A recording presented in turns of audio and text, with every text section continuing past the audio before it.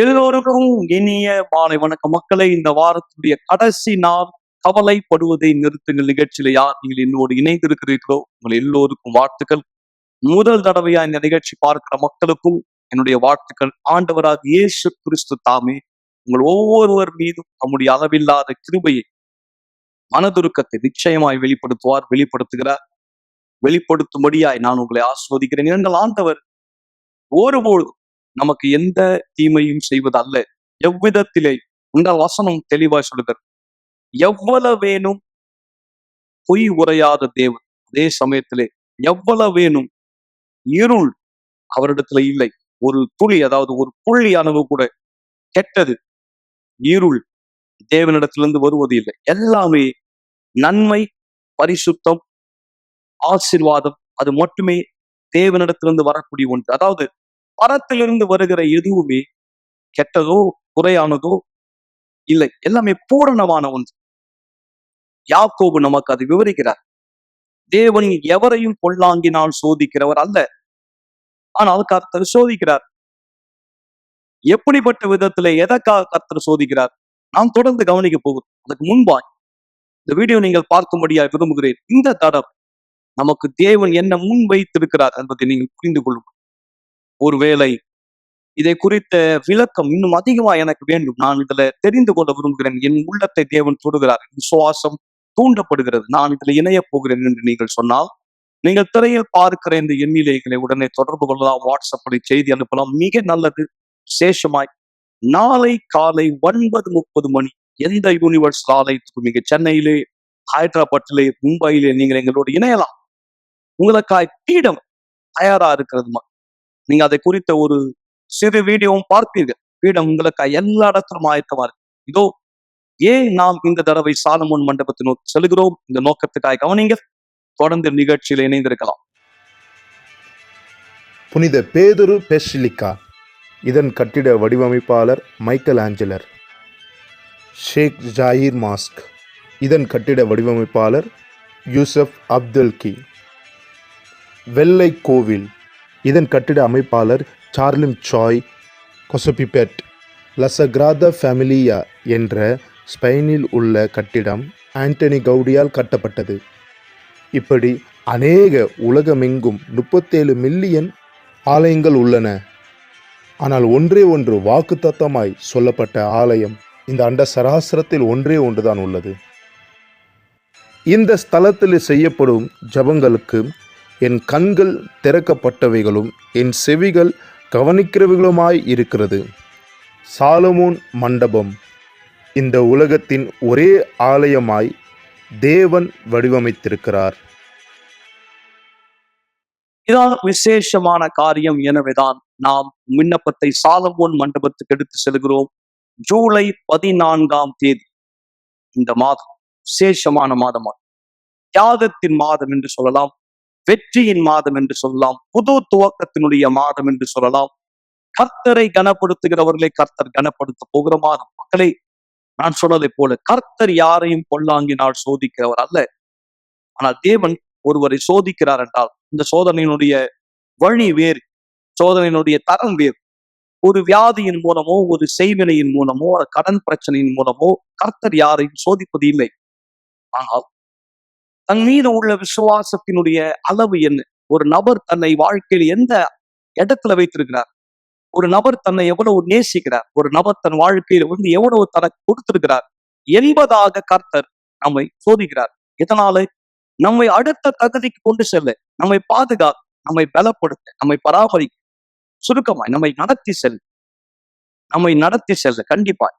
எனவே வசனம் சொல்லுகிறது, இந்த காரியங்கள் நடந்து கர்த்தர் ஆபிரகாமை சோதித்தார் என்று சொல்லுகிறது. ஏன் கர்த்தர் ஆபிரகாமை சோதிக்கணும்?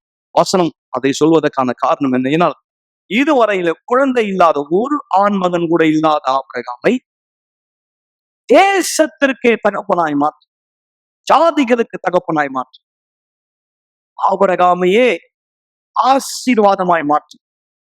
உங்களுக்கு நான் சொல்வது புரிகிறதா மக்கள்? உங்களுக்கு நெருக்கத்துல வருகிறேன். உங்களுடைய பெயர் என்ன? உங்களுடைய வேலை ஸ்தலத்துல, உங்க வீட்டுல உங்களுடைய வார்த்தைக்கு என்ன மதிப்பு இருக்கு? சமுதாயம் உங்களை எந்த கண்ணோட்டத்துல பார்க்குது? நீங்களே கூட உங்களை எப்படிப்பட்ட ஒருத்தரா பார்க்கறீங்க? ஒருவேளை நீங்க உங்களை வியாதியஸ்தரா பார்க்கலாம், கடனில் மூழ்கின ஒருத்தரா பார்க்கலாம், தோற்கடிக்கப்பட்ட ஒருத்தரா பார்க்கலாம், பரிதவிப்பான ஒருத்தரா பார்க்கலாம். ஆனால் தேவே உங்களுடைய வாழ்க்கை ஆசீர்வாதமாய் அல்ல, நீங்களே ஒரு ஆசீர்வாதமாய் மாற முடியும் விரும்புகிறார். உங்க பேரை பெருமைப்படுத்த விரும்புகிறார். அதுதான் கர்த்தர் ஆபிரகாமுக்கு செய்ய விரும்பினார். அதேதான் ஒரு சோதனை மூலமாய் கர்த்தர் ஆபிரகாமுக்கு முன் வைத்தார். சோதனையில விசுவாசத்தினால் ஆபிரகாம் தேவனுடைய வார்த்தை மீது உள்ள விசுவாசம். இந்த வார்த்தை கேட்டுக்கொண்டிருக்கிற நீங்கள் இந்த வார்த்தையை நம்பி கர்த்தருக்கு உங்களை அர்ப்பணித்தார். அவர்தான் என் வாழ்க்கையிலே பிரதானம் என்று சொன்னார். உங்களால சோதனையை ஜெயிக்க முடியும். அந்த சோதனையின் பின்பு, அதாவது அவர் கொண்டு வருகிற சோதனையின் பின்பு நீங்கள் வெற்றி அடைவீர்கள். அந்த சோதனை பொதுவாக எப்படிப்பட்டது? அவர் வார்த்தை உங்க வாழ்க்கையில எந்த இடத்தில் இருக்கிறது என்பதை பற்றியது. எல்லாவற்றையும் தாண்டி நீங்க ஒரு வார்த்தையை எவ்வளவு விசுவாசிக்கிறீர்கள் என்பதை பற்றியதே தவிர ஒரு பிரச்சனையோ ஒரு கஷ்டமோ அல்ல. எனவேதான் அன்னாலை போல பிரச்சனை உள்ள நீங்கள் தேவனுடைய ஆவி உடையவரா இருந்தால் விண்ணப்பத்தை செய்யலாம். ஆனால் தேவ ஆவி எனக்கு இல்லை என்று சொல்லுகிறவர்கள் முதலாவது கேட்க வேண்டியது தேவனுடைய ஆவி. அப்போது எல்லா சோதனைகளையும் எல்லா சவால்களையும் உங்களால் கண்டிப்பாய் மீண்டு வர முடியும். எனவே இந்த அதி அற்புதமான சாட்சி கேள்வி, எப்படி இவர் தேவன் வார்த்தை மீது உள்ள விசுவாசத்தினால் மேற்கொண்டார். அதி அற்புதமான விசேஷமான சாட்சி. நாம் தொடர்ந்து இணைந்திருக்கலாம். 50 முறை பேய் ஓட்டுதல், 7 முறை தற்கொலை முயற்சி. மரியா தெரேசாவுடைய வாழ்க்கை திகில் படத்தை போல்.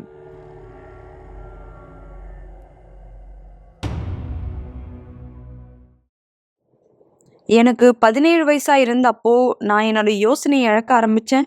எனக்கு தொடர் தலைவலியானது இருந்தது. அந்த வலி எங்கேருந்து வந்துச்சுன்னே தெரியல. நான் உருவங்களை பார்க்க ஆரம்பிச்சேன், சத்தங்களை கேட்க ஆரம்பிச்சேன். எனக்குள்ளாக பதற்றமோ நடுக்கமோ இருக்க ஆரம்பிச்சது. எங்கன்னா ஓடி போயிடலாமான்னு இருக்கும். நான் நினைச்சேன் என் வாழ்க்கையில எதுவுமே சரியா இல்லை. முதல்ல எங்க அம்மா நினைச்சாங்க எனக்கு வலிப்பு பிரச்சனை இருக்குன்னு. நான் அந்த பிரச்சனையால வெளிப்பட்ட எங்க அம்மா என்னை மருத்துவத்தை கூட்டிட்டு போய் எனக்கு மருந்துகள் வாங்கி கொடுத்தாங்க. ரொம்ப பலனான மருந்துகள் அவங்க கொடுத்தாங்க. மருத்துவர் எங்க அம்மா கிட்ட சொல்லியிருந்தாங்க என் தலைக்கு எலக்ட்ரிக்கல் ஷாக் கொடுக்கும்படியா. அந்த நேரத்துல எங்க அம்மா பரிதவிப்போடு இருந்தாங்க. அதனால எங்க அம்மா சரின்னு சொன்னாங்க. எனக்குள்ளாக வெறுமையும் பரிதவிப்பும் இருந்தது. நாங்க டிஸ்னிலேண்ட் போயிருந்தோம்.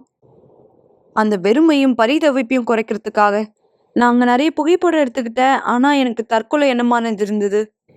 எங்கன்னா இருந்து விழுந்து இறந்துடணும் நான் நினைச்சேன். நான் அந்த இடத்துல சுத்தி பார்த்தேன், இங்க எங்க விழுந்து இறந்துடலாம் அப்படின்னு. இரவுகள்னு சொன்னா எனக்கு ரொம்ப கொடுமை. ஏன்னா நான் உருவங்களை பார்ப்பேன், சத்தங்களை கேட்பேன். அந்த உருவம் எனக்கு மேல வர்றதை நான் பார்ப்பேன். அந்த அசுத்தம் வந்து என் தொண்டையை நெருக்கும். என்னால அந்த இடத்துல இருந்து தப்பிக்க கூட முடியாது. நான் அந்த அசுத்தத்தை பார்த்துட்டே இருக்கேன். ஆனா அந்த அசுத்தம் என் கழுத்தை நெரிக்குது. அந்த அசுத்தம் என் பக்கத்துல வரும்பொழுது என்னோட பரிதவிப்பு இன்னும் அதிகமாச்சு.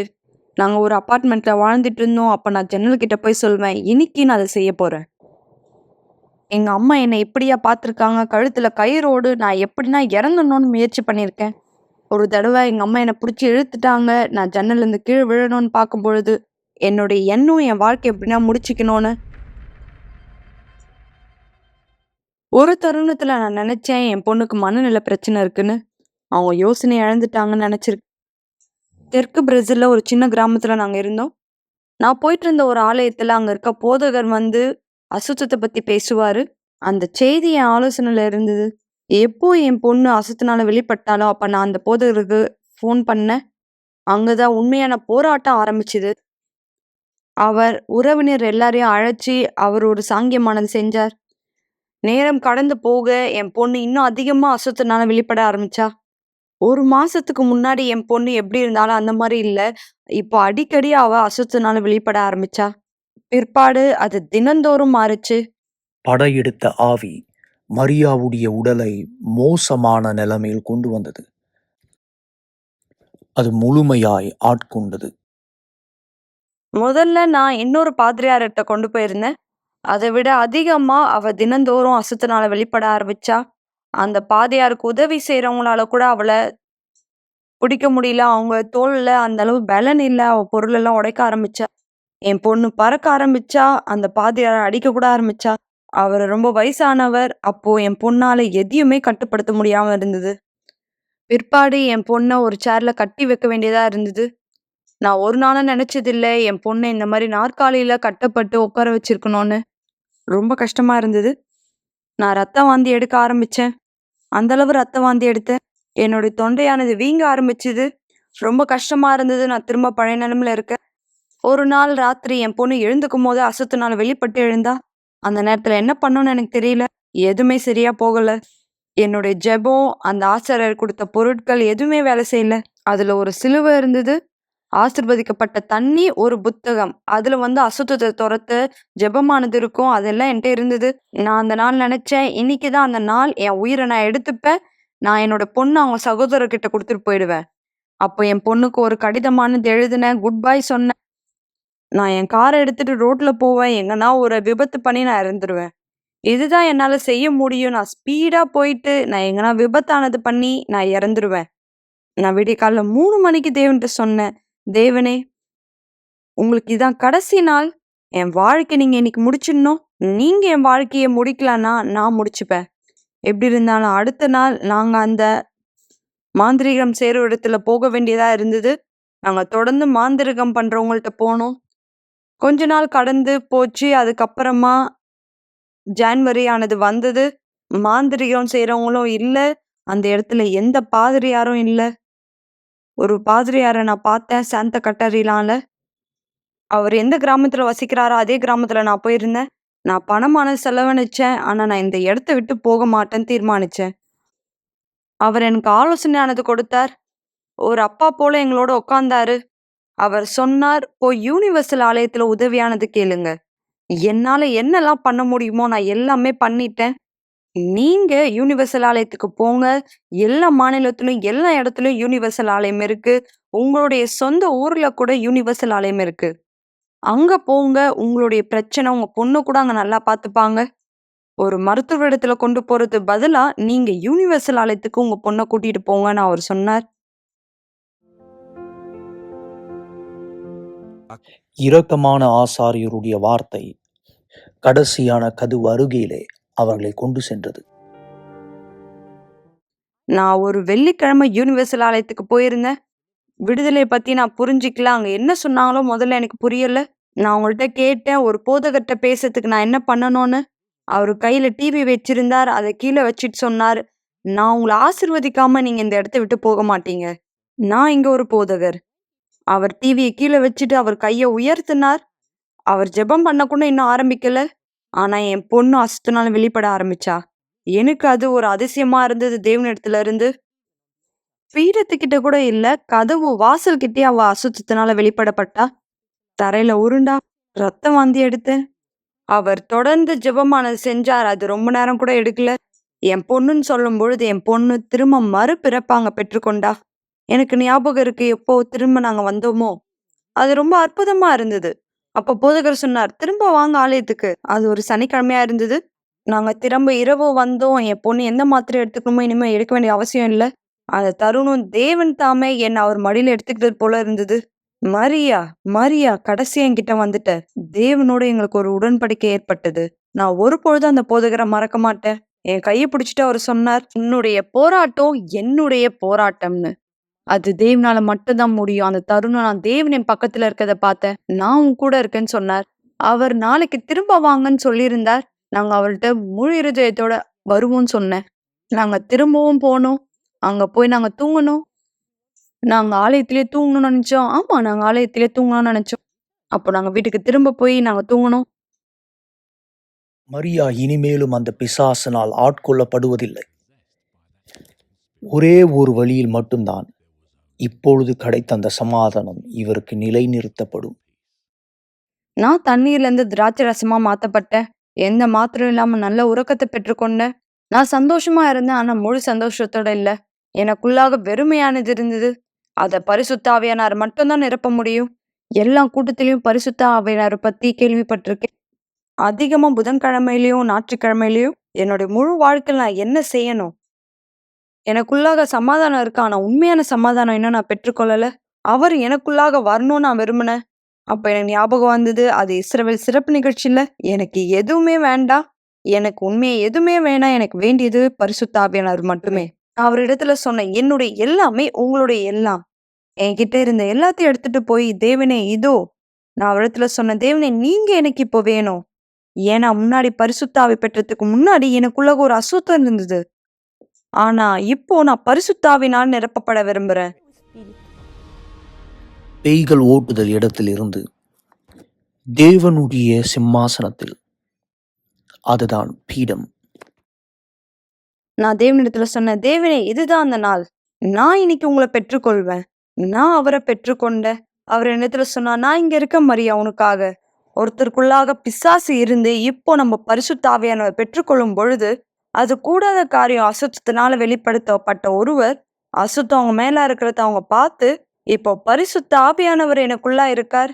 நான் யாரு இந்த மாதிரி தயவை தேவனிடத்துல இருந்து பெற்றுக்கொள்றதுக்கு? இன்னைக்கு எனக்கு ஒரு வாழ்க்கை இருக்கு.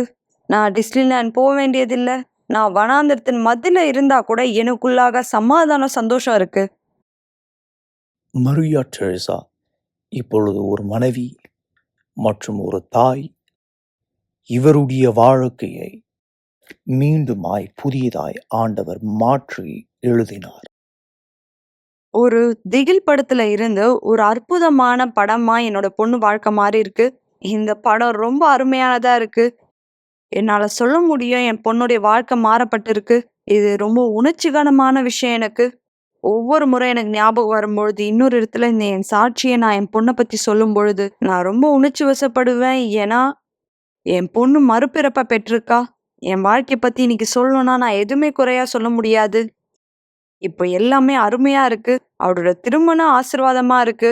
ஒரு ஆசீர்வாதமான பேரன் எனக்கு இருக்கா. தேவன் எல்லாத்தையுமே அவருடைய கட்டுப்பாட்டுல வச்சிருக்கார். நம்ம ஒரு விஷயம் கேட்கிறோம், ஆனா தேவன் எல்லாத்துக்கும் பதில் கொடுக்கிறார்.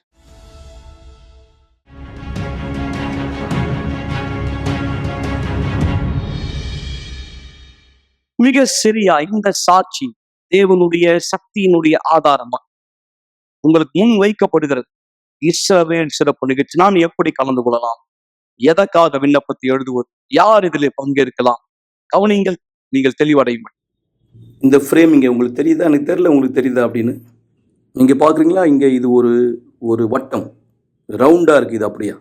இது வட்டமாக இருக்குது. இது அப்படியான ஒரு முக்கோணம். இதுதான் நீங்கள். இதான் உங்களுடைய வாழ்க்கை.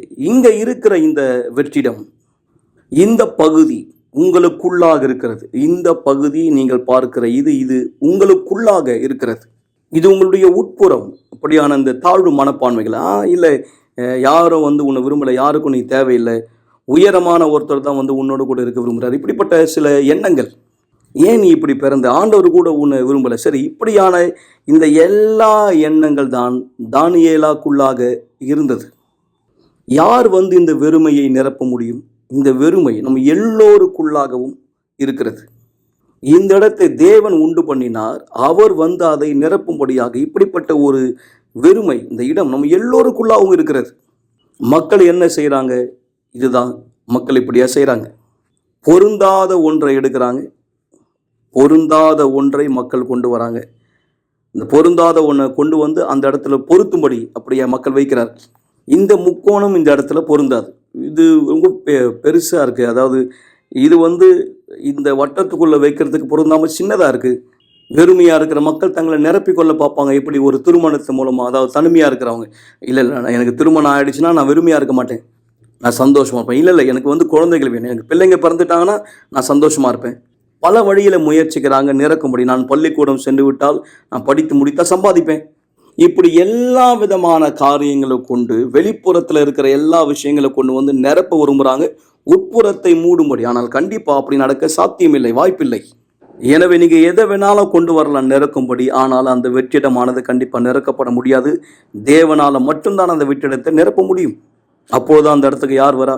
பரிசுத்த ஆவியானவர். அவர்தான். பரிசுத்த ஆவி ஒருவருடைய வாழ்க்கைக்குள் நுழையும் பொழுது அப்பொழுது நீங்கள் பார்க்கலாம், அங்கே அந்த வெறுமை, அந்த வெற்றிடம் முழுமையாக நிரப்பப்பட்டு விட்டது. அவங்க புரிந்து கொண்ட கற்பாடு, நான் பரிசுத்த ஆவியினுடைய அபிஷேகத்தை பெற வேண்டும். அவங்க அப்படியா பீடத்து மேலே ஏறி வந்தாங்க. அவங்க சொன்ன பிரகாரமாக சிறியவங்களாக மேலே ஏறி வந்தாங்க. ஒரு ராட்சத தோற்றமாக கீழே இறங்கி சென்றாங்க. அப்படியா தான் அவர் ஒரு நபரை உட்புறத்திலிருந்து மாற்றம் அடையும்படி செய்கிறார். அந்த வெறுமை நீங்கியது. அதாவது தாழ்வு மனப்பான்மை மறைந்தது. அல்லது மற்ற எண்ணங்கள், நான் இப்படி இருக்கிறேன், அசிங்கமாக இருக்கிறேன், நான் அப்படி இருக்கிறேன், இந்த மாதிரி எல்லா விதமான எண்ணங்களும் முடிவுக்கு வந்துவிடும். அந்த பெருமையான ஒருத்தர், பழக கடினமான ஒருத்தர், பிரச்சனை கொடுக்குற ஒருத்தர் இனி இல்லை. பரிசுத்த ஆவி ஒருத்தர் வாழ்க்கைக்குள்ள பிரவேசிக்கும் போது அந்த நபர் முழுமை அடைகிறார். முழுமை. அந்த நபர் வேற எந்த காரியமும் செய்ய வேண்டிய அவசியம் இல்லை. மக்கள் சொல்லி நீங்க கேட்டுக்கலாம், என்னால் தனியா இருக்க முடியல, என் வாழ்க்கை நான் முடித்துக் கொள்ள போறேன், என்னால் முடியல தனியா. ஆனால் நான் குணமாக்கப்பட்டு பரிசுத்தாய் பெற்றுக்கொண்ட கற்பாடு எனக்குள்ள இனி அந்த வெறுமை இல்லை. நான் இனி அப்படி உணரவில்லை. அவங்க தனிமையா இருந்தாங்க. ஆனால் உடனடியாக ஒரு உறவு முறையை தேடணும்னு சொல்லி அவங்க எந்த விதமான ஆதங்கத்தோடையோ கவலையோடவோ இல்லை. காரணம், பரிசுத்தாவி ஏற்கனவே அந்த நபரை முழுமையாக்குகிறார், நிரப்புகிறார். எனவே இஸ்ரவேல் சிறப்பு நிகழ்ச்சியானது இருக்கிறது மிக சரியாக, முதன்மையாக, பிரதானமாக இதற்காக தான், இதை செய்வதற்காக தான் இஸ்ரவேல் சிறப்பு நிகழ்ச்சி முக்கியமாக இருக்கிறது. வெறுமையை நிரப்பும்படி, அதான் பரிசுத்த ஆவியானவரை பெறுவது. இவர் இங்கே இல்லாமல் நீங்கள் வாழ்க்கையில் வேற எதை பெற்றாலும் அதனால எந்த விதமான ஒரு அர்த்தமும் பிரயோஜனமும் இல்லை. எனவே இதை புரிந்து கொள்ளுங்கள். பரிசுத்த ஆவி தான் அதை செய்கிறார். நீங்க பரிசுத்த ஆவியானவரை பெற்றுக்கொண்ட பிற்பாடு உங்களுக்குள்ளாக உங்க வாழ்க்கையினுடைய வெளிப்புறத்தில் ஏதோ ஒன்று வெறுமையா, அதாவது குறைவாக இருக்கிறது. கண்டிப்பாய், நிச்சயமாய் அவர் உங்களுக்கு உள்ள இருக்கார், வெளியே ஏதோ ஒன்று குறையா இருக்கு. கண்டிப்பாக பரிசுத்த ஆவி உட்புறத்தை இப்போ நிரப்பி விட்டார், முழுமையாக்கிட்டார். ஆனால் உங்களுக்கு இன்னும் வெளியில் சில விஷயங்கள் சரிப்படுத்த வேண்டியது. உங்களுக்கு பணம் தேவை, குணமாக்குதல் தேவை, உங்களுடைய வேலை சம்பந்தமான பிரச்சனை சரிப்படுத்தப்பட வேண்டியிருக்கிறது. ஒருவேளை உங்களுடைய திருமண வாழ்க்கையில் சில விஷயங்கள், நீங்கள் ஒரு சரியான வாழ்க்கை துணையை கண்டடைய வேண்டியிருக்கலாம். இப்படிப்பட்ட சூழ்நிலை உங்களுக்கு இருக்கலாம். எனவே ஒரு இடமானது அங்கு இருக்கிறது, உங்கள் வாழ்க்கையினுடைய இன்னொரு பகுதியிலே அது காணப்படுகிறது. எனவே அது இங்கே இருக்கிறது, இதோ இங்கே. பிற்பாடு உங்கள் வாழ்க்கையினுடைய மிக முக்கியமான கட்டத்தை, விஷயத்தை நீங்கள் முழுமையாக்கி நிறைவேற்றின பிற்பாடு, நீங்கள் அதை முதலாவது சரிப்படுத்தின பிற்பாடு, இங்கே இதை சரிப்படுத்தின பிற்பாடு அவர் உங்களுக்கு உதவி செய்வார் இந்த பகுதியை நீங்கள் நிரப்பிக் கொள்ளும்படி. பிற்பாடு இது முழுமையாகிவிடும். உங்களுக்கு புரிகிறதா? இதுதான் இஸ்ரவேல் சிறப்பு நிகழ்ச்சியினுடைய நோக்கமாக இருக்கிறது. பிஷப், எனக்கு பரிசுத்த ஆவியானவர் இல்லை, அப்போது மறந்து விடுங்கள், மற்ற விஷயத்தை மறந்து விடுங்கள், பணத்தை மறந்துடுங்க, உறவு முறையை மறந்து விடுங்கள், இதை பற்றி மட்டும் அனுசரணை உள்ளவராக குறையாக இந்த பகுதி நிறைவில்லாமல் இருக்கிறதா? கேளுங்கள், குறிப்பிட்டு கேளுங்கள், தைரியம் உள்ளவர்களாயிருங்கள். எப்படி நான் இதை சொல்வது? அதாவது உங்களுடைய விண்ணப்பத்தில் அதாவது மாயை இல்லாதபடி பார்த்து கொள்ளுங்கள், சுயநலம் இல்லாதபடி பார்த்து கொள்ளுங்கள். இல்லை, எது உங்களுக்கு மிக முக்கியமானது என்றால், எனக்கு ஒரு கணவர் தேவை, இல்லை எனக்கு ஒரு தேவனுடைய மனுஷன் தேவை. எப்படிப்பட்ட ஒரு பெண் தேவை? இல்லை எனக்கு ஒரு தேவனுடைய மனுஷி அப்படியாக தேவை. உங்களுடைய எதிர்கால கணவர், உங்களுடைய எதிர்கால மனைவி, அவங்களிடத்துல எப்படிப்பட்ட ஒரு வித்தியாசத்தன்மை இருக்க வேண்டும் என்று விரும்புகிறீர்கள்? தெளிவாய் குறிப்பிட்டு தேவனிடத்தில் கேளுங்கள், உங்களுடைய விசுவாசத்தை பயன்படுத்துங்கள். இந்த விசுவாசத்தில் சிறப்பு நிகழ்ச்சியிலே கலந்து சற்று நேரத்தில் நாம் ஜெபிக்க போகிறோம் மக்கள். அதற்கு முன்பாக நான் பேசிக் கொண்டிருக்கிற அக்னி இதுதான். எல்லா ஆலயத்திலும் இந்த அக்னி தயாரா இருக்கிறது. எல்லா யூனிவர்சல் ஆலயத்திலையும் உயிருள்ள தேவனுடைய வார்த்தைக்கு கீழ்ப்படுகிற ஒவ்வொருத்தருடைய வாழ்க்கைக்குள்ளும் இந்த அக்னி எரியும். இதான் வனாந்தரத்தில் இஸ்ரவேலை நடத்தி சென்றது. இந்த வருஷம், இந்த மாதம் கர்த்தருடைய ஆவி உங்களுக்குள் வந்து உங்களை நடத்தி செல்ல விரும்புகிறார். நீங்கள் முற்றும் ஜெயம் கொள்கிற ஒருவராய் மாறும். ஜெப நேரத்திலே ஒவ்வொரு ஆலயத்துடைய பீடத்தை நீங்கள் பார்ப்பீர்கள். நாளை உங்களுடைய நாள், எங்களோடு இணையலாம். நீங்கள் அடுத்த சாட்சியாய் மாறும். எனவே இந்த வீடியோவை தொடர்ந்து ஆயத்தப்படுத்துங்கள். ஜெபத்தில் ஒன்றிணையும்.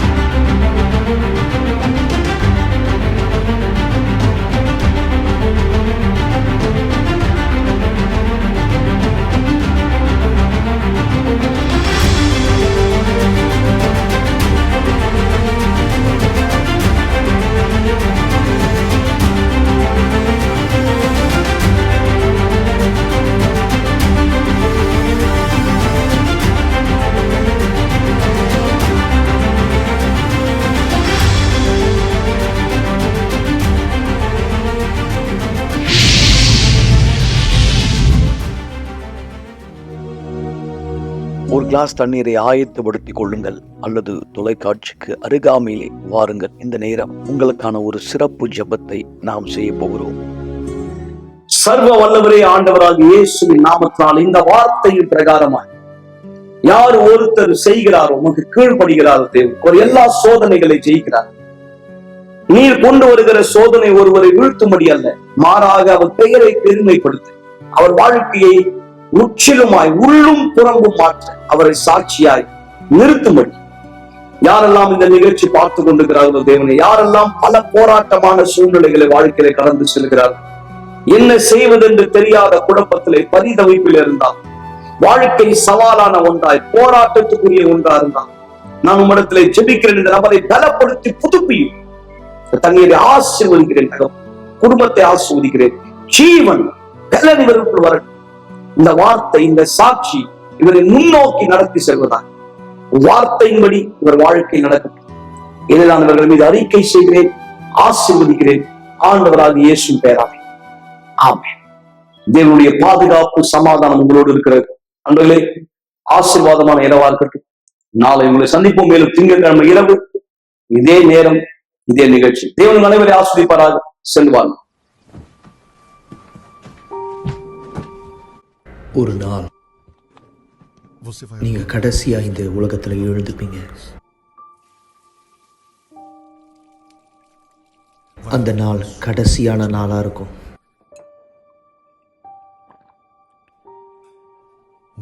கடைசியா ஒரு முறை நீங்க காலை உணவை சாப்பிடுவீங்க.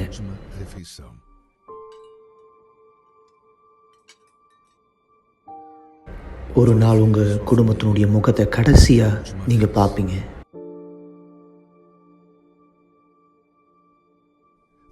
உங்களுடைய கடைசியான வார்த்தையை சொல்லுவீங்க. உங்களுடைய கண்கள் கடைசியா ஒரு முறை சிமிட்டும்.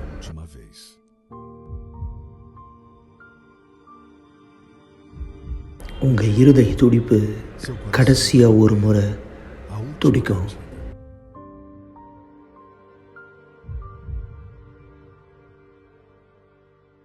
நீங்க கடைசியா ஒரு முறை மூச்சை இழுத்து விடுவீங்க.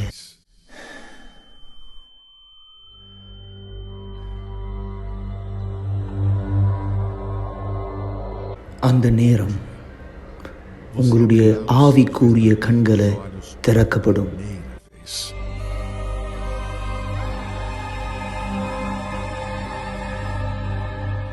அந்த நேரத்தில் நீங்க புரிஞ்சுப்பீங்க எந்த அளவுக்கு உங்களுடைய ஆத்மா உண்மையானது அப்படின்னு.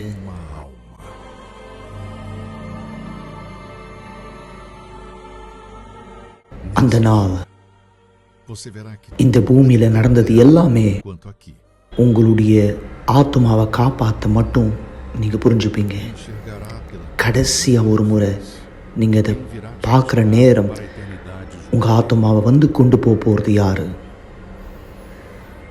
அந்த நேரம் நீங்க யார்கிட்ட உங்க நேரத்தை கொடுத்தீங்களோ, யார்கிட்ட உங்க நாளை கொடுத்தீங்களோ, யார்கிட்ட உங்க விருப்பத்தை செஞ்சீங்களோ, யாரை நீங்க வணங்குனீங்களோ, இந்த வாழ்க்கையில இது உங்களை பதட்டப்படுத்துதா இல்லை இது உங்களை உறுதிப்படுத்துதா? உங்க கடைசி நாள் இந்த பூமியில உங்களுடைய முதல் நாள் அமைய போது பரலோகத்துல தேவனோடு சந்தோஷமா அல்லது நித்திய கால மரணம் நரகத்துல?